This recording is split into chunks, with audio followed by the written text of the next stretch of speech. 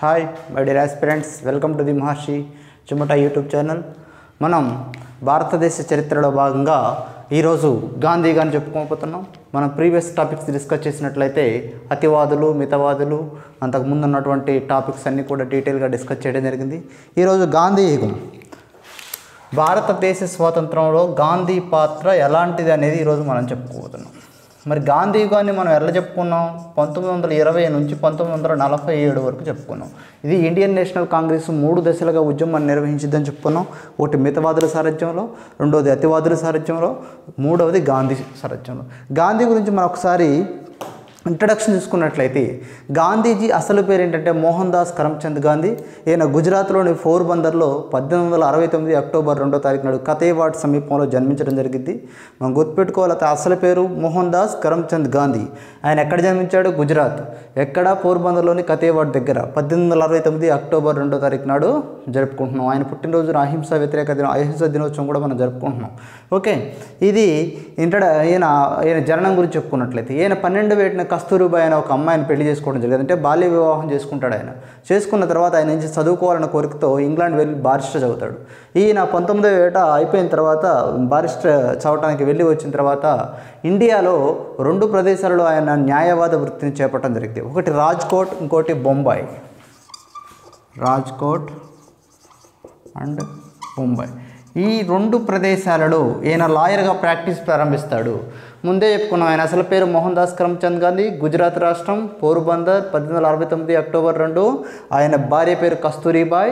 ఆయన 19వ ఏట బారిస్టర్ చదవడానికి లండన్ వెళ్ళి వచ్చి ఆయన భారతదేశంలో రాజ్కోట, బొంబాయి అనే ప్రదేశాల్లో లాయర్గా ప్రాక్టీస్ ప్రారంభించాడు. ఈ ప్రాక్టీస్ ప్రారంభిస్తున్నప్పుడు ఏమైందంటే, ఆయనకి దాదా అబ్దుల్లా కంపెనీ అనే ఒక కంపెనీ ఉంటుంది. దాదా అబ్దుల్లా కంపెనీ.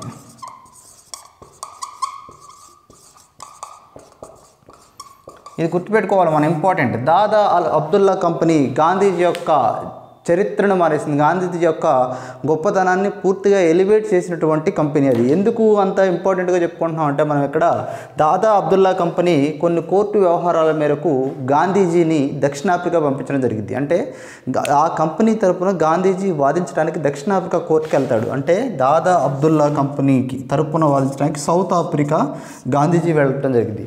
వెళ్ళి ఆ కంపెనీ తరపున వాదించి సక్సెస్ అవుతాడు. కానీ అక్కడ దక్షిణాఫ్రికాలో జరుగుతున్నటువంటి జాత్యహంకార భావాలకు వ్యతిరేకంగా పోరాడదామని ఆయన డిసైడ్ అవ్వటం జరిగింది. అంటే దక్షిణాఫ్రికాలో ఉన్నటువంటి నల్ల జాతీయుల్ని, అంటే భారతీయుల్ని చాలా హీనంగా చూడటాన్ని ఆయన తట్టుకోలేకపోతారు. ఖచ్చితంగా వీళ్ళ వైపున మనం పోరాడాలి, ఫైట్ చేయాలని ఖచ్చితంగా నిర్ణయించుకోవడం జరిగింది. దాంట్లో భాగంగా ఒకసారి ఏమైందంటే, ఎవరైతే భారతీయులు వస్తున్నారో వాళ్ళు కంపల్సరిగా ఏలు ముద్ర వేసి రిజిస్ట్రేషన్ చేసుకుని రావాలని దక్షిణాఫ్రికా వాళ్ళు ఆదేశించడం జరిగింది. అంటే వాళ్ళెవరో తెలియటానికి, బయట వాళ్ళు ఎవరో తెలియటానికి, అంటే వాళ్ళతో సమానంగా చూస్తున్నట్టు కాదు దక్షిణాఫ్రికా వాళ్ళతో, అంటే భారతీయులను వేరే భావనతో చూస్తున్నారని అర్థం.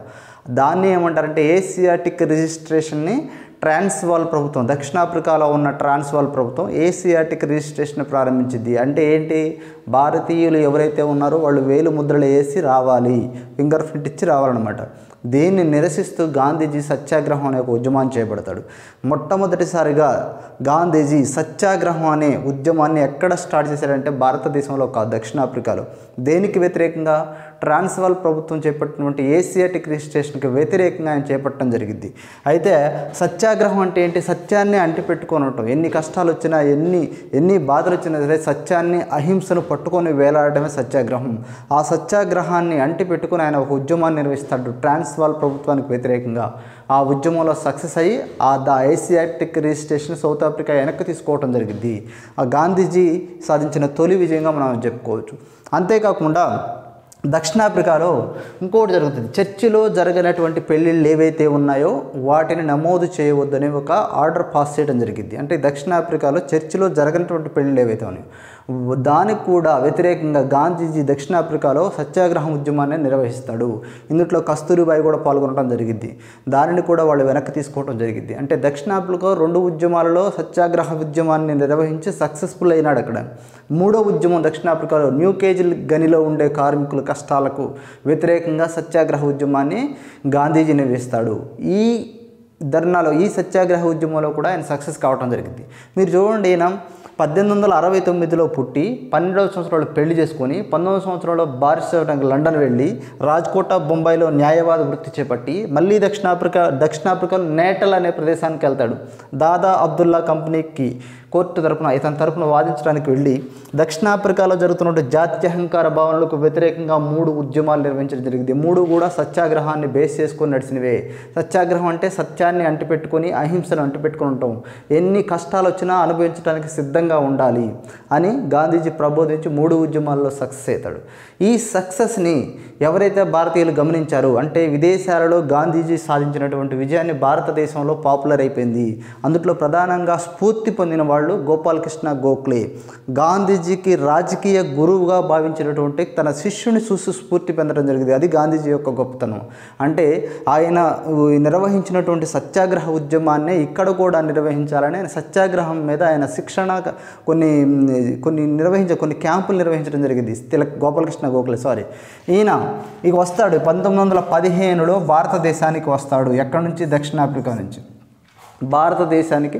మీరు చూడండి, 1915లో గాంధీజీ రావడం జరిగింది, 1915లో తిలక్ రావడం జరిగింది, అదే టైంలో అనిబిసెంట్ పెట్టడం, హోమ్ రూల్కి పెట్టడం జరిగింది. ఇవన్నీ కూడా 1915లో జరిగినటువంటి సంఘటనలు. అంటే ముఖ్యమైనటువంటి అన్ని సంఘటనలు కూడా జరిగినాయని చెప్తున్నాను. 1915లో దక్షిణాఫ్రికా నుంచి భారతదేశానికి రాగానే ఆయన ఏం చేశాడు? గోపాలకృష్ణ గోఖలేని కలిసినాడు. కలిసి నేను స్వతంత్రోద్యమంలో ఉధృతంగా పోరాడదానని చెప్తాడు. అయితే గోపాలకృష్ణ ఒక సలహా ఇస్తాడు. ఏమిస్తాడంటే, ఫస్ట్ నువ్వు దేశం అంతా ఒక సంవత్సరం కాలం పాటు పర్యటించు, ప్రజల యొక్క స్థితిగతులు, ప్రజల యొక్క బాధలు తెలుసుకొని తర్వాత రమ్మని చెప్తాడు. ఆయన 1 సంవత్సరం పాటు తిరుగుతాడు. భారతదేశంలో కొన్ని గ్రామాలను 1 సంవత్సర కాలం పాటు తిరిగి 1916 లక్నో సమావేశానికి హాజరవుతాడు. అంటే ఇండియన్ నేషనల్ కాంగ్రెస్ నిర్వహించినటువంటి 1916 వార్షిక సమావేశానికి హాజరవుతాడు. ఆయన హాజరయ్యి అక్కడ ప్రజల యొక్క ఇబ్బందుల్ని, కష్టాలను సంబంధించి ఒక తీర్మానం కూడా చేయించడం జరిగింది. అంటే ఆయన భారత జాతీయ కాంగ్రెస్లోకి అడుగు పెట్టినటువంటి మొట్టమొదటి సమావేశం అది. అంతేకాకుండా ఒక ఇండియన్ నేషనల్ కాంగ్రెస్కే కాకుండా ముస్లిం లీగ్ కూడా ఒకసారి ఇదే టైంలో 1916లో ఒక వార్షిక సమావేశాన్ని నిర్వహిస్తాడు. ఈ ముస్లిం లీగ్ సభకు కూడా వెళతాడు ఆయన. అంటే హిందువు ముస్లిం అనే తేడా లేకుండా ప్రతి దానికి కూడా ఆయన అటెండ్ అవ్వటం జరిగింది, అందరిలో మమేకం అవటం జరిగింది. ఇంతేకాకుండా సొంత రాష్ట్రమైన గుజరాత్లో గుజరాతీ సభ పెడతారు. దీనికి కూడా హాజరయ్యి ఎప్పుడు ఆంగ్లంలో జరిగేటువంటి ఉపన్యాసాలను ఈసారి ఆయన మాతృభాషలో జరిగేలా చేస్తాడు. ఇది ఆయన చెప్పినటువంటి కొత్తదనం అనమాట. ఓకే, ఈ 3 సమావేశాలు గాంధీజీలో ఉన్నటువంటి నాయకుడిని కొద్దిగా షార్ప్ చేశాయి. అయితే ఈ 3 సమావేశాల అనంతరం గోపాలకృష్ణ గోఖలే దగ్గరికి మళ్ళీ గాంధీజీ వెళ్తాడు. 1 సంవత్సరం కాలం పాటు తిరగన్నారు మీరు, నేను అదేవిధంగా భారతదేశం మొత్తం తిరిగాను, నాకు తెలిసినంత వరకు తిరిగాను, తర్వాత కొన్ని సభలలో పాల్గొన్నారు, నా అనుభవాన్ని కొంచెం నేర్చుకున్నాను. అందుకని నేనేం చేస్తానంటే, మీరు స్థాపించినటువంటి సర్వెంట్స్ ఆఫ్ ఇండియన్ సొసైటీ, మీకు తెలుసు ఆల్రెడీ గోపాలకృష్ణ గోఖలే మీద important bit, servants of Indian society అంటే తెలుగులో దీన్ని ఏమంటారంటే భారతదేశ సేవక సమితి. మిమ్మల్ని అడగొచ్చు పెట్టు, సర్వెంట్స్ ఆఫ్ ఇండియన్ సొసైటీ స్థాపించింది ఎవరు, భారతదేశ సేవక సమితిని స్థాపించింది ఎవరు? రెండింటికి కూడా ఒకటే ఆన్సర్, గోపాలకృష్ణ గోఖలే. దీంట్లో నేను జాయిన్ అవుతాడని గాంధీ రిక్వెస్ట్ చేయడం జరిగింది. ఎవరిని? గోపాలకృష్ణ గోఖలేని. నేను సర్వెంట్స్ ఆఫ్ ఇండియన్ సొసైటీలో జాయిన్ అవుతాను, తద్వారా భారతదేశ స్వతంత్ర పోరాటంలో పాల్గొంటానంటని చెప్పేది. అయితే గోపాలకృష్ణ గోఖలే కొద్ది కాలం పాటు వేచి ఉండు, తర్వాత మళ్ళీ జాయిన్ అవ్వదు అని, అంటే కొద్ది కాలం పాటు మళ్ళీ దేశ పర్యటనలకే వెళ్ళమంటాడు ఆయన. అయితే ఆయన మాట గౌరవించి ఈయన దేశ పర్యటనలోకి వెళ్దాం అనుకుంటాడు. కానీ 1917లో దురదృష్టవశాత్తు గోపాలకృష్ణ గోఖలే గారు మరణించడం జరిగింది. ఆయన మరణించిన అనంతరం శ్రీనివాస శాస్త్రి అనే అతను సర్వెంట్స్ ఆఫ్ ఇండియన్ సొసైటీకి అధ్యక్షుడిగా ఎన్నికవడం జరిగింది. ఆ శ్రీనివాస శాస్త్రి గాంధీజీని అందుట్లోకి చేర్చుకోవడానికి తిరస్కరించడం జరిగింది. దాంతో గాంధీజీ ఏం చేస్తాడంటే, ఇందుట్లో జాయిన్ అవ్వకుండా భారతదేశంలో కొన్ని ఉద్యమాలకు నాయకత్వం వహించడానికి, అంటే ఏవైతే గ్రామాల్లో ఉన్నాయో గ్రామ సమస్యల మీద ఖచ్చితంగా పోరాటం చేయాలని నిర్ణయించుకొని అక్కడి నుంచి బయలుదేరుతాడు. ఆయన ప్రధానంగా 3 ఉద్యమాలకు నాయకత్వం వహించింది. ఒకటి చంపారణ్ ఉద్యమం, చాలా ఇంపార్టెంట్, భారతదేశ చరిత్రలో గాంధీజీ చేపట్టినటువంటి తొలి సత్యాగ్రహ ఉద్యమం. తర్వాత ఖేడా ఉద్యమం, గుజరాత్లోనే ఉంటుంది. తర్వాత అహ్మదాబాద్ నూలు బిల్లు అహ్మదాబాద్ బట్టల కార్మికులు, నూలు మిల్లు, బట్టల కార్మికులు, ఈ 3 ఉద్యమాలు భారతదేశానికి సరికొత్త నాయకుడు ఆవిర్భవించాడని తెలియజేసింది. ఈ 3 ఎందుకు ఈయన ఈ 3టిని ఎంచుకున్నాడంటే సర్వెంట్స్ ఆఫ్ ఇండియన్ సొసైటీలో ఆయన జాయిన్ అవటాన్ని రిజెక్ట్ చేసినందుకు గాను ఆయన భారతదేశంలో మారుమూల ప్రాంతాల్లో ప్రజలు పడుతున్నటువంటి ఇబ్బందులకి సమస్య పరిష్కరించాలని బయలుదేరడం జరిగింది. దాంట్లో భాగంగా చేపట్టిన ఈ 3 ఉద్యమాలు. ఓకే, ఇక చూసుకున్నట్లయితే చంపారన్ చూడండి. ఈ 3 ఉద్యమాలు మనం చాలా డీటెయిల్గా చెప్పుకోవాలి. 1917లో జరిగినటువంటిది చంపారన్ ఉద్యమం. ఇది గుజరాత్లోని చాలా బాగా పేదవాళ్ళైనటువంటి చంపారన్ జిల్లాలో వెనకబడిన వాళ్ళు ఉంటారనమాట. ఇది గుజరాత్లో ఉంటుంది. చంపారన్ జిల్లా చాలా వెనకబడిన వర్గాలు ఇక్కడ ఉంటాయి. వీళ్ళందరూ కూడా చంపారన్లో నీలిమందు పంటలు పండించే వాళ్ళు ఉంటారు. మనం ఆల్రెడీ చెప్పుకున్నాం నీలిమందు పంటల మీద వచ్చినటువంటి నాటకమైన నీల్ దర్పణ్. ఓకే, ఈ నీలిమందు పంటలను ప్రభుత్వం చాలా నిర్బంధంగా పండిస్తూ ఉంటుంది. అంతేకాకుండా కాంట్రాక్టర్లు కొంతమంది అప్పగించి వాళ్ళు ఏ రేటు చెప్తే ఆ రేటుకి అమ్ముకోవటం. ఈ విధంగా ఏమైందంటే ఈ వ్యవసాయం ఎవరైతే చేశారో నీలిమందు పంటల మీద వాళ్ళు నష్టపోవడం జరుగుతుంది. అందుకనే వీళ్ళందరూ ఏం చేశారంటే రాజీవ్ కుమార్ శుక్లా అనే ఒక వ్యక్తి ఆధ్వర్యంలో, మనకి ఇంపార్టెంట్ ఈ పర్సన్ రాజీవ్ కుమార్ శుక్లా అనే ఒక వ్యక్తి, ఒక రైతు ఆధ్వర్యంలో వీళ్ళందరూ కూడా ఇండియన్ నేషనల్ కాంగ్రెస్ లక్నో సమావేశానికి హాజరై అక్కడ గాంధీని కలిసి చంపారన్ జిల్లాలో నీలిబంది తోటలు పండిస్తున్నటువంటి బ్రిటిష్ ప్రభుత్వం మా మీద నిర్బంధాలని మోస్తుంది అని చెప్పి రిక్వెస్ట్ చేస్తాడు, ఖచ్చితంగా మీరు రావాలని. దీనికి 1916లో రాజీవ్ కుమార్ శుక్లా గాంధీకి తెలియజేస్తే 1917లో ఆయన చంపారన్కి రావడం జరిగింది. ఆయన వచ్చి బ్రిటిష్ ప్రభుత్వం విజ్ఞప్తి చేస్తే విజ్ఞప్తిని తిరస్కరించడం జరిగింది. ఒప్పుకోరు బ్రిటిష్ ప్రభుత్వం. అయినప్పటికీ కూడా ఆయన పలుమార్లు విజ్ఞప్తి చేసిన తర్వాత సత్యాగ్రహ ఉద్యమాన్ని స్టార్ట్ చేస్తాడు. అంటే సత్యాన్ని, అహింసని ఎన్ని కష్టాలు వచ్చినా భరించడానికి సిద్ధంగా ఉండాలని చంపారన్ నీలిమందు రైతులతో ప్రమాణం చేయించి ఆయన 2 నెలల పాటు అక్కడ కూర్చొని ఆ సమస్యను పరిష్కరించడం జరిగింది. అంటే బ్రిటిష్ వాళ్ళు చివరికి ఆయన మాట వినేలాగా చేస్తాడు. అంటే వీళ్ళ యొక్క గాంధీజీ చేసినటువంటి రిక్వెస్ట్ని కొంతకాలం తర్వాత వీళ్ళు యాక్సెప్ట్ చేయడం జరిగింది. తద్వారా నీలిమందు రైతులకి కొంత ఉపశమనం లభించి వీళ్ళు సక్సెస్ అవుతారు. అంటే గాంధీజీ నిర్వహించినటువంటి మొట్టమొదటి చంపారన్ ఉద్యమం సక్సెస్ అయింది, విజయవంతంగా అయింది. దీంతో గుజరాత్లో ఉన్నటువంటి అందరూ కూడా ఎవరి మీద మళ్ళింది, గొప్ప గొప్ప లీడర్స్ అందరినీ పక్కన పెట్టి గాంధీజీ వైపు ప్రజల అభిమానం చూరగొన్నాడు. ఈ కేడా రైతులు ఉన్నారు, ఏది వ్యవసాయదారులు ఎక్కువగా ఉన్నటువంటి జిల్లా ఇది. కేడా రైతులు కొద్దిగా మధ్యతరగతి చెందినటువంటి డబ్బులకి ఇబ్బంది లేనటువంటి వాళ్ళు. అయితే ఈ వ్యవసాయదారులు కలిగినటువంటి జిల్లా, అత్యధికంగా వ్యవసాయదారులు కలిగినటువంటి జిల్లా, కొద్దిగా ధనవంతులు అని చెప్పుకోవచ్చు. వీళ్ళు ఏం చేశారంటే భూమి శిస్తుని పెంచుతున్నారు. వీళ్ళు ఏవైతే పంటలు పండిస్తున్నారో ఆ పంటలకి అంటే ఎంతో ఎక్కువ భూమి శిస్తును పండించడం వల్ల వేయటం వల్ల వీళ్ళు కట్టలేకపోయారు. మరి ఎప్పుడూ కట్టేవాళ్ళు ఎందుకు భూమి శిస్తు కట్టలేకపోయారంటే 1917లో వర్షాలు కురవలేదు, అతివృష్టి అంటే నో రైన్స్, ఇక్కడ వర్షాలు లేకపోవడం వల్ల పంట దిగుబడి తగ్గిపోయింది. తద్వారా శిస్తు కట్టలేనటువంటి పరిస్థితుల్లో ఉన్నారు. నీకు పంట పండినా పండకపోయినా ఖచ్చితంగా మాకు శిస్తు కట్టాల్సిందని బ్రిటిష్ ప్రభుత్వం వాళ్ళ యొక్క మెడ మీద కత్తి పెట్టినట్టు కూర్చుంది. వేరే దారి లేక వీళ్ళందరూ కూడా మోహన్ లాల్ పాండ్యా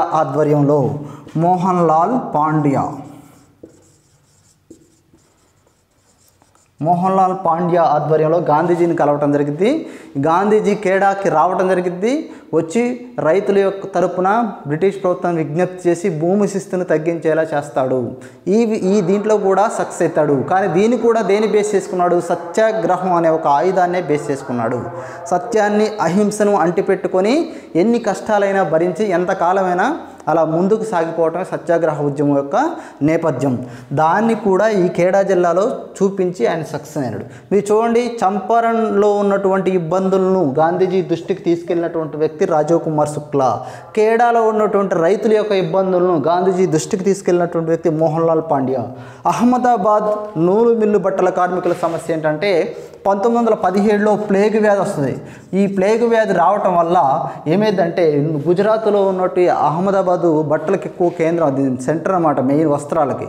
అక్కడ ఉన్నటువంటి కార్మికులు సొంత ఊళ్ళకి వెళ్ళిపోతారు. ప్లేగు వ్యాధి రావడంతో అందరూ ఏం చేస్తారంటే అక్కడ ఇంకా ఏమైనా ప్లేగు వ్యాధి వచ్చిద్దామన్న భయంతో అందరూ కూడా అక్కడ నుంచి వెళ్ళిపోతుంటే ఆ నూలు బిల్లు బట్టల యాజమానులు ఎవరైతే ఉన్నారో ఒక 2 నుంచి 3 రూపాయల పాటు బత్యం ఎక్కువ ఇస్తామని వాళ్ళని ఆపి కొంతమందిని తీసుకోవడం జరిగింది. ప్లేగు వ్యాధి తదనంతరం తగ్గిపోవడం జరిగింది. వీళ్ళు ఏం చేస్తారంటే ఆ 2 నుంచి 3 రూపాయలు వచ్చే బత్యం ఏదైతే తగ్గించేయడం జరిగింది. కానీ ఇక్కడ ఏమైంది, ఈ ప్లేగు వ్యాధి కారణంగా పెరిగినటువంటి అధిక ధరలకి మళ్ళీ 2-3 రూపాయలు తగ్గించడం వల్ల కార్మికులు అనేక కష్టాలు లోనైనారు. అందుకనే వీళ్ళు ఆశాకిరణంగా కనపడుతున్నటువంటి గాంధీజీని అప్రోచ్ కావడంతో గాంధీజీ ఈ నూలు మిల్లు బట్టల యాజమానులు గాంధీజీకి దగ్గరగా బంధువులు అని చెప్పుకోవచ్చు. అయినప్పటికీ కూడా వాళ్ళతో విభేదించి గాంధీజీ ధర్నాకు కూర్చోవడంతో ఏం చేస్తాడు, గాంధీజీ డిమాండ్ ఏంటి, వాళ్ళ జీతం ఎంతైందో ఆ జీతంలో 50% పెంచాలి పెరిగిన ధరలకు అనుగుణంగా అని డిమాండ్ చేసి కూర్చుంటారు. ఆమరణ నిరాహార దీక్ష కూర్చుంటాడు. ఆమరణ నిరాహార ఇక్కడ కూర్చుంటాడు ధర్నాకి. ఈ 50% కూర్చుంటే ఆ యాజమాన్యం 35% ఒప్పుకుంటే వీళ్ళు మళ్ళీ అంత ఇస్తారు, ఇచ్చేటప్పుడు 20% ఇస్తారు. మళ్ళీ దీని మీద గొడవ చేయడంతో మళ్ళీ 35% ఇవ్వటం జరిగింది. అంటే ఈ నూలు మిల్లు బట్టల కార్మికుల యొక్క సమస్యలను పరిష్కరించడం కూడా గాంధీజీ సక్సెస్ అవుతాడు. ఈ 3 ఉద్యమాలే గాంధీజీని భారతదేశ స్వతంత్ర పోరాటానికి నాయకుడిగా ఆవిర్భించడానికి తోడ్పడాయని చెప్పడంలో ఎటువంటి సందేహం లేదు మనకి. ఓకే, చూడండి, మనం చాలా క్లియర్గా చెప్పుకున్నాం గాంధీజీ గురించి. గాంధీజీ గురించి నెంబర్ ఆఫ్ బిట్స్ కవర్ అయినాయి. మీకు బిట్ ప్రత్యేకంగా చెప్పాల్సిన అవసరం లేదు, మీకు చెప్తుంటే అర్థమయ్యారు, ఓహో ఇది బిట్ వస్తుంది అని మీరు గెస్ చేయగలగాలి. ఓకే, ఇక్కడ మీరు చూసుకున్నట్లయితే ఐఎన్సీకి సారథ్యం ఎప్పుడైతే ఈ 3 ఉద్యమాలలో ఆయన సక్సెస్ అయినాడో ఇండియన్ నేషనల్ కాంగ్రెస్కి సారథ్యం వహించడానికి సిద్ధమైనాడు.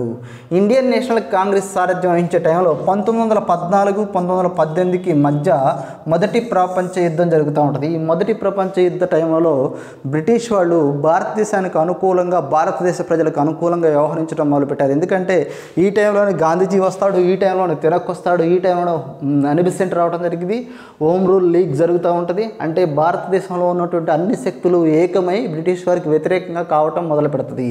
అందులో భాగంగా ఏం చేస్తాడు, మాంటేగ్ని పంపించి బాధ్యతాయుత ప్రభుత్వాన్ని ప్రవేశపెడతామని చెప్తాడు. అయినా సరే జనాలు వినే పరిస్థితుల్లో లేకపోవడంతో ఏం చేస్తాడంటే ఆయన మాంటేగ్ అనే అతను రౌలత్ అనే ఒక న్యాయవాది అధ్యక్షతన రౌలత్ చట్టాన్ని తీసుకొస్తాడు.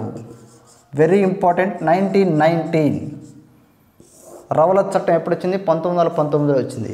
ఈ రౌలత్ చట్టానికి రావడానికి గల మన నేపథ్యం కూడా చెప్పుకున్నాం.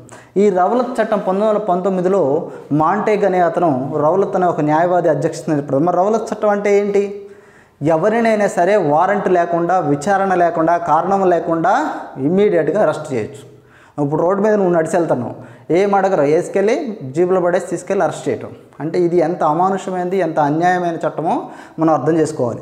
గాంధీజీ దీన్ని తీవ్రంగా ఖండించి మొట్టమొదటిగా దేశవ్యాప్తంగా చేపట్టినటువంటి ఉద్యమం గాంధీజీ నాయకత్వంలో ఇప్పటివరకు మన ప్రాంతీయ ఉద్యమాలే చూసినాం. కానీ మొట్టమొదటిసారిగా గాంధీజీ దేశవ్యాప్తంగా రౌలత్ చట్టాన్ని ఉద్యమం చేపడుతున్నాడు. అడుగుతాడు మిమ్మల్ని బిట్టు, దేశవ్యాప్తంగా గాంధీజీ దేనికి వ్యతిరేకంగా ఉద్యమం చేపట్టినాడు, రౌలత్ చట్టానికి. రౌలత్ చట్టం అంటే ఏంటి, వారెంట్ లేకుండా, విచారణ లేకుండా అరెస్ట్ చేయటం. ఏప్రిల్ 6వ తారీఖు నాడు దీనికి సంబంధించి ఆయన కొన్ని చోట్ల ఉపన్యాసాలు ఇవ్వాలనుకుంటే ఆప్ చేస్తారు. అందుకనే దీన్ని ఏమంటారంటే జాతిని అవమానించిన దినంగా చెప్పుకుంటారు ఏప్రిల్ 6వ తారీఖుని. రౌలత్ చట్టం అంటే చెప్పుకున్నాం, రౌలత్ చట్టానికి కారణం చెప్పుకున్నాం, గాంధీజీకి దీనికి మధ్య రిలేషన్ చెప్పుకున్నాం. అందరినీ ఏకం చేసి ఇండియన్ నేషనల్ కాంగ్రెస్లో ఉన్నటువంటి నాయకులందరినీ ఏకం చేసి ఈయన రౌలత్ చట్టానికి వ్యతిరేకంగా దేశవ్యాప్తంగా ఉద్యమాన్ని చేపడతాడు. మనం చెప్పుకున్నాం, మనం ఆల్రెడీ దీంట్లో చాలా బిట్లు కవర్ అయినాయి. రౌలత్ చట్టం అంటే ఏంటో చెప్పుకున్నాం మనం. రౌలత్ చట్టానికి గాంధీజీ నాయకత్వం వహించాడని చెప్పుకున్నాం, ఎప్పుడు ఏర్పడిందో చెప్పుకున్నాం, ఎలా వచ్చిందో కూడా చెప్పుకున్నాం మనం. ఓకే, ఇక మనకి చూసుకున్నట్లయితే జలియన్ వాలాబాగ్,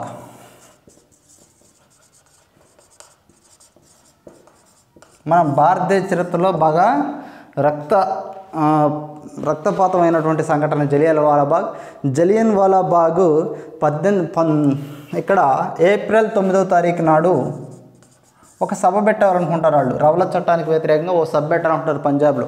పెట్టాలనుకుంటే ఆ సభకు అనుమతించరు. దీంతో ఏం చేస్తారంటే గాంధీజీ పంజాబ్ రావాలనుకుంటాడు. పంజాబ్ రావాలంటే గాంధీజీని పంజాబ్ రాకుండా నిషేధించడం జరిగింది. దీంతో ఏప్రిల్ 13వ తారీఖు నాడు ఒక సభ పెట్టాలనుకుంటారు జలియన్ వాలాబాగ్లో. ఏప్రిల్ 13వ తారీఖు నాడు 1919 ఏప్రిల్ 13. ఓకే, ఈరోజు ఒక సభ పెట్టాలనుకుంటారు. ఈ సభకు అందరూ కూడా రావాలంటే దీంట్లో మెయిన్ నాయకత్వం వహించిన వాళ్ళు ఎవరంటే సత్యపాల్ అండ్ కిచ్లు వీళ్ళిద్దరి నాయకత్వంలో జలియన్వాలాబాగ్లో ఏప్రిల్ 13వ తారీఖు నాడు 1919 సభ జరగాలనుకుంటుంది. జనరల్ డయ్యర్ ఉంటాడు అక్కడ. ఆ జనరల్ డయ్యర్ ఏం చేస్తారంటే వీళ్ళని ఎటువంటి హెచ్చరికలు లేకుండా సభలో వందలాది మంది వేలాది మంది ఉంటే వాళ్ళ మీద గన్ తోటి కాల్పులు జరపడం జరిగింది. కాల్పులు జరగడం జరిగితే దాదాపుగా చాలా వేల మంది చనిపోవడం జరిగింది, కొన్ని వేల మంది గాయపడడం జరిగింది. ఇది తీవ్రమైన అమానుషమైన సంఘటనగా అందరూ అభివర్ణిస్తారు. దాంట్లో భాగంగా గాంధీజీ ఏం చేస్తారంటే ఆయనకి ఇచ్చినటువంటి బ్రిటిష్ వాళ్ళు ఇచ్చిన కైజర్ ఏ హింద్ అనే ఒక బిరుదును కూడా ఆయన తిరస్కరించడం జరిగింది, వాళ్ళకే ఇచ్చేయడం జరిగింది. రవీంద్రనాథ్ ఠాగూర్కి ఇచ్చినటువంటి సర్ అనే బిరుదుని కూడా త్యజించడం జరిగింది. అంటే వాళ్ళకే ఇచ్చేస్తారు. అంటే మీరు దుర్మార్గమైన సంఘటనకు పాల్పడుతున్నారు కాబట్టి మీరు ఇచ్చిన బిరుదులు నాకు అవసరం లేదని గాంధీజీ ఠాగూర్ వాళ్ళ యొక్క బిరుదులైనటువంటి కైజర్ ఏ హింద్ అని సర్ను త్యజించేసి ఇచ్చివేయటం జరిగింది. అంత అమానుషమైన సంఘటనకి కారణమైనందుకు గాను వీళ్ళల్లో నుంచి ఒత్తిడి వస్తున్నందుకు గాను బ్రిటిష్ ప్రభుత్వం ఒక కమిషన్ నియమించింది, హంటర్ కమిషన్. జలియన్వాలాబాగ్ సంఘటనకు నియమించినటువంటి కమిషన్ ఏంటంటే హంటర్ కమిషన్. ఈ హంటర్ కమిషన్ కాల్పుల యొక్క సంఘటనకు సమర్థించి, అంటే కాల్చటం సమర్థనీయమే, ఆ పరిస్థితుల్లో జనరల్ డయర్ కాల్చడం సమర్థనీయం అని చెప్పడంతో భారతదేశం నుండి ప్రజలు ఇంకా కోపోద్రిక్తులవుతారు. ఓకే, ఈ హంటర్ కమిషన్ ఎంతమంది చనిపోయారో చెప్తారు, 379 మంది చనిపోయారు, పలువురు గాయపడ్డారని చెప్తారు. కానీ ఇండియన్ నేషనల్ కాంగ్రెస్ కూడా ఒక కమిషన్ వేయడం జరిగింది. కానీ ఇండియన్ నేషనల్ కాంగ్రెస్ చేసిన సమావేశంలో 1200 మంది చనిపోయారు, దాదాపుగా 5000 మంది గాయపడటం జరిగిందని చెప్తారు. అంటే ఉద్యమం హింసాత్మకం వైపు మళ్ళటం వల్ల ఏప్రిల్ 18వ తారీఖు నాడు ఒక్కసారిగా గాంధీజీ ఉద్యమాన్ని ఆపివేయటం జరిగింది. ఎందుకంటే సత్యాగ్రహాన్ని తీసుకెళ్ళడానికి ప్రజలు ఇంకా ముందుకు రావడానికి ఇంకా సిద్ధమైలేరు, వాళ్ళు ఇంకా మెచ్యూర్ అవ్వాలి, ఇంకా పరిపక్వత రావాలి సత్యాగ్రహం పట్ల అని ఒక అభిప్రాయానికి వచ్చి ఏప్రిల్ 18వ తారీఖు నాడు ఈ ఉద్యమాన్ని ఆపు చేయడం జరిగింది. కానీ జలియన్వాలాబాగ్ సంఘటన ప్రజలలో ఖచ్చితంగా స్వాతంత్రాన్ని సాధించాలనే కాంక్షను పెంచిందని మనం చెప్పుకోవచ్చు. ఇక్కడ తర్వాత ఖిలాఫత్ ఉద్యమం. ఖిలాఫత్ ఉద్యమం ఎందుకు వచ్చింది? భారతదేశానికి సంబంధించినటువంటి సమస్య కాదు ఇది. ఎవరికి సంబంధించిన సమస్య? టర్కీకి సంబంధించిన విషయం. ఈ మొదటి ప్రపంచ యుద్ధంలో టర్కీ జర్మనీ వైపు ఉండి పోరాడి బ్రిటిష్ వారికి వ్యతిరేకంగా పావులు కదిపి వాళ్ళ వైపు నడుతుంది. ఏమైంది? బ్రిటిష్ వారు గెలిచారు. మొదటి ప్రపంచ యుద్ధంలో బ్రిటిష్ వారే గెలిచారు ఫైనల్గా. ఇంకా టర్కీ ఓడిపోయింది. టర్కీ ఓడిపోతే టర్కీ సుల్తాన్కి ఉన్నటువంటి ఖలీఫా మతాధికారి అంటారు, ఈ ఖలీఫా బిరుదును రద్దు చేయడం జరిగింది. దీంతో ప్రపంచవ్యాప్తంగా ఉన్నటువంటి అందరూ ముస్లింలు బ్రిటిష్ వారికి వ్యతిరేకమవుతారు. దాంట్లో భాగంగానే భారతదేశంలో ఉన్నటువంటి ముస్లింలు కూడా బ్రిటిష్ వారికి వ్యతిరేకమవుతారు. అంటే బ్రిటిష్ వారిని వ్యతిరేకించడం మొదలుపెట్టి ఒక ఉద్యమాన్ని చేస్తాడు. ఖిలాఫత్ ఉద్యమం అంటారు దాన్ని. ఎందుకంటే టర్కీకి ఉన్నటువంటి గతంలో ఉన్నటువంటి అధికారాలను ఖలీఫాను మళ్ళీ పునరుద్ధరించాలని ఒక ఉద్యమం లేవదీస్తారు ముస్లింలు. ఆ ముస్లింలు లేవదీసిన ఉద్యమానికి గాంధీజీ సపోర్ట్ ఇస్తాడు. ఎందుకు సపోర్ట్ ఇస్తాడు? ఇక్కడ హిందువులు ముస్లింలు అందరూ కలిసిమెలిసి సమైక్యతో ఉండాలి కాబట్టి మనం ఈరోజు ఈ ఉద్యమానికి సపోర్ట్ ఇచ్చినట్లయితే మనని విడిచి వెళ్ళరని ఈ ఉద్యమానికి అన్ని విధాల మద్దతునివ్వాలని అందరినీ కోరటం జరిగింది. గాంధీజీ దీనికి మద్దతు ఇస్తాడు. ఓకే, దీంట్లో భాగంగా టర్కీ సుల్తాన్ ఖలీఫాను పునరుద్ధరించాలి, అది పునరుద్ధరించాలి, మిగతా అటువంటి అన్ని అధికారాలు కూడా ఇవ్వాలని చెప్పడం జరిగింది.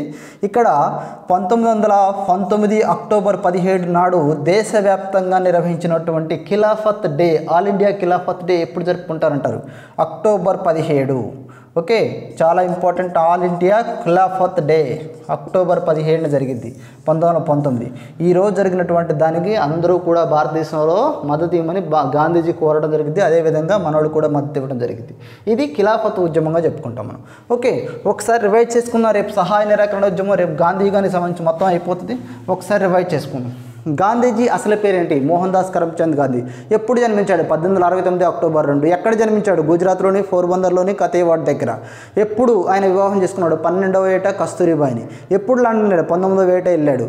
వచ్చి ఎక్కడ న్యాయవాద వృత్తిని ప్రారంభించాడు? బారిస్టర్ యొక్క వృత్తిని రాజ్కోట అండ్ బొంబాయిలో చేశాడు. దక్షిణాఫ్రికాకి ఎందుకు వెళ్ళాడు? దాదా అబ్దుల్లా కంపెనీ తరపున వాదించడానికి. ఆయన అక్కడ చేసినటువంటి 3 ఉద్యమాలు ఏంటి? ట్రాన్స్వాల్ ప్రభుత్వానికి వ్యతిరేకంగా, ఇంకోటి వివాహాలకు సంబంధించి, ఇంకోటి న్యూ కేజిల్ గని కార్మికులకు సంబంధించి. ఆయన 1915లో భారతదేశానికి రావడం జరిగింది. వచ్చిన వెంటనే గోఖలేని కలవడం జరిగింది. గోఖలే 1 సంవత్సరం పాటు తిరగమంటాడు. తర్వాత సర్వెంట్స్ ఆఫ్ ఇండియన్ సొసైటీలో ఆయన జాయిన్ అవటాన్ని శ్రీనివాస శాస్త్రి ఒప్పుకోవడం జరిగింది. తద్వారా ఆయన 3 ఉద్యమాలకు నాయకత్వం వహించడం జరిగింది. చంపారణ ఉద్యమం, ఖేడా కాబట్టి మూడవది అహ్మదాబాద్ నూలు మిల్లు బట్టల కార్మికులది. చంపారణ్ ఉద్యమానికి ఆయనకు తెలియజేసింది రాజీవ్ కుమార్ శుక్లా. ఈయన ఏం చేస్తాడు, కొంతమందితో తీసుకెళ్తాడు. మహాదేవ్ దేశాయ్ కానీ, బాబు రాజేంద్ర ప్రసాద్ కానీ, జేబీ కృపలాని కానీ, ఈ ముగ్గురుతో కలిసి చంపారణ్లో కొన్ని గ్రామాలు వెళ్ళటం జరిగింది. ఆయన ఆ గ్రామాలు చంపారణ్ గ్రామం జిల్లాని సందర్శించి అక్కడ యొక్క నీలిమందు రైతులకి న్యాయం చేయడం జరిగింది. అదేవిధంగా ఖేడా జిల్లాలో కరువు రావడంతో భూమి శిస్తు తగ్గించాలని బ్రిటిష్ ప్రభుత్వాన్ని కోరటం జరిగింది. ఈ భూమి శిస్తు తగ్గింపు విషయాన్ని కూడా గాంధీజీకి తెలియజేసింది మోహన్లాల్ పాండ్యా. అక్కడ ఆయన 559 గ్రామాలు ఉంటే 70 గ్రామాలను సందర్శించడం జరిగింది. సందర్శించి భూమి శిస్తుని తగ్గించేలా బ్రిటిష్ వారిపై ఒత్తిడి తేవడం జరిగింది. సక్సెస్ అవుతాడు. దాంట్లో కూడా అహ్మదాబాద్ నూలు మిల్లు బట్టల యొక్క జీతాలను 50% పెంచమని కోరితే వాళ్ళు 35% పెంచడానికి ఒప్పుకొని 20% ఇవ్వడం జరిగింది. మళ్ళీ ఆమరణ నిరాదీక్షకు కూర్చుంటాడు. ఆయన కూర్చోవడంతో వాడు కొంచెం భయపడి మళ్ళీ 35% ఇవ్వడానికి ఒప్పుకోవడం జరిగింది. ఈ 3 ఉద్యమాలు భారతదేశంలోని జాతీయ నాయకుడిగా గాంధీ ఆవిర్భవించడానికి తోడ్పడాయని చెప్పుకున్నాం. ఇందులోనే భాగంగా వచ్చింది రౌలత్ చట్టం. రౌలత్ చట్టాన్ని మాంటెగ్ రౌలత్ అనే న్యాయవాది అధ్యక్షతను నియమించడం జరిగింది. వారెంట్ లేకుండా, విచారణ లేకుండా అరెస్ట్ చేయటం, ఇది చాలా నిర్బంధమైనటువంటి చట్టం, చాలా అమానుషమైన చట్టం. దీనికి వ్యతిరేకంగా దేశవ్యాప్తంగా గాంధీ తొలిసారి చేపట్టినట్టు ఉద్యమం ఏప్రిల్ 6వ తారీఖు నాడు 1919 జాతిని అవమానించిన దినంగా చెప్పుకోవడం జరిగింది. ఈ రౌలత్ చట్టాన్ని వెనక్కి తీసుకోవాలని చాలా ట్రై చేయడం జరిగింది. అయినప్పటికీ కూడా సక్సెస్ కాలేకపోయినప్పటికీ కూడా గాంధీజీని బాగా ఎలివేట్ చేసినటువంటి ఉద్యమం ఇది ఈ రౌలత్ చట్టం. తర్వాత జలియన్ వాలాబాగ్ 1919 ఏప్రిల్ 13న జనరల్ ఓడయ్యర్ కాల్పులు సందర్భంగా జరిగింది. 1200 మంది చనిపోతారు. దీనికి నియమించినటువంటి కమిషన్ హంటర్ కమిషన్ కాల్పుల విషయాన్ని సమర్థించింది. ఇక్కడ ప్రత్యేకంగా మనం చెప్పుకోవాలి. దాంతో భారతదేశం మొత్తం కూడా కోపోద్రిక్తులవుతారు. భారతదేశానికి స్వాతంత్రం రావాలని కాంక్షించిన వాళ్ళు ఎక్కువవుతారు. ఓకే, ఇది జలియన్ వాలాబాగ్. ఖిలాఫత్ ఉద్యమం టర్కీ మొదటి ప్రపంచ యుద్ధంలో ఓడిపోవడంతో ఖలీఫా బిరుదును రద్దు చేయడం జరిగింది. ఖలీఫా బిరుదును పునరుద్ధరించడంలో భాగంగా ప్రపంచవ్యాప్తంగా జరిగిన ఉద్యమాలలో ఖిలాఫత్ ఉద్యమం ఇండియాలో జరిగింది. దీనికి గాంధీజీ మద్దతు ఇవ్వడం జరిగింది. ఈ ఖిలాఫత్ ఉద్యమానికి భారతదేశంలో నాయకత్వం వహించింది షౌకత్ అలీ అండ్ మహమ్మద్ అలీ. ఓకే, ఇది భారతదేశ చరిత్రలో గాంధీ యుగానికి సంబంధించి కొంతవరకు అయిపోయింది. రేపు గాంధీ యుగానికి సంబంధించి మొత్తం అయిపోతుంది. 2-3 డేస్లో మోడర్న్ ఇండియన్ హిస్టరీ కంప్లీట్గా అయిపోతుంది. ఖచ్చితంగా యూటిలైజ్ చేసుకోండి. మనం మోడర్న్ ఇండియన్ హిస్టరీ చివరికి వచ్చాం. రీజనింగ్ కూడా 3 టాపిక్స్ కంప్లీట్ చేసాం. ఫిజిక్స్ 1 టాపిక్ కంప్లీట్ చేసాం. ఓకే, యూజ్ అవుతుంది అనుకున్న వాళ్ళకి షేర్ చేయండి, సబ్స్క్రైబ్ చేయండి, లైక్ చేయండి. Okay, thank you. Thanks to one and all.